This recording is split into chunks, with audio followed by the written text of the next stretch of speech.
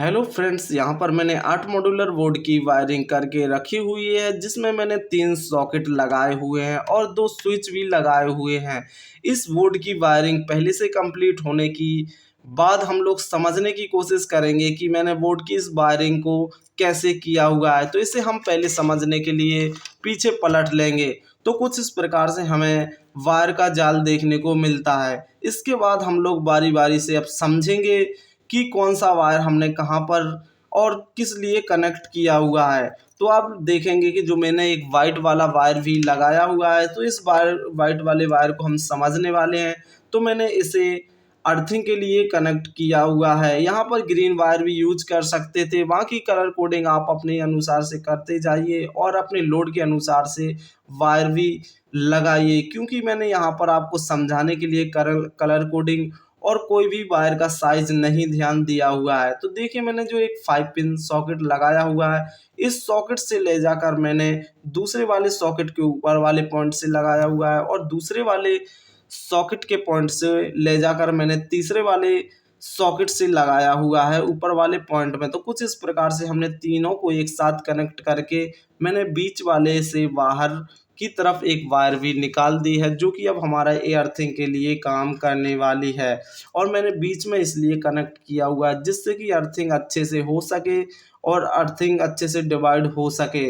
इसके बाद हम लोग बात करने वाले हैं, जो एक रेड वाला वायर लगाया गया है, इसे हमने फेस बनाया है, मतलब कि एल बनाया हुआ है। तो इस एल वाले पॉइंट को, एल वाले वायर को मैंने स्विच को दोनों पॉइंट से लगाया हुआ है, डायरेक्टली कनेक्ट किया हुआ है। आप ये वायर देख ही रहे होंगे। अगर यह इसकी जगह और भी ज़्यादा स्विच होते तो उन्हें भी कुछ इसी प्रकार से हम लोग लूप करते। तो कुछ इस प्रकार से हमारा एल वाले वायर का कनेक्शन कंप्लीट किया हुआ है। इसके बाद मैंने यहाँ पर ब्लू वायर भी यूज किया हुआ है। तो ब्लू वाला वायर मैंने न्यूट्रल में यूज किया हुआ है।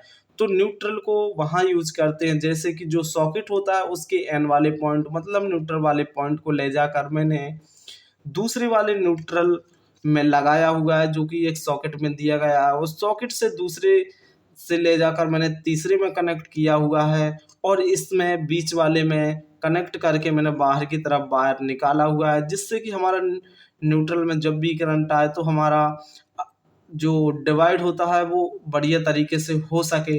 तो कुछ इस प्रकार से हमने न्यूट्रल का कनेक्शन किया हुआ है, जैसा कि एक अर्थिंग का किया था।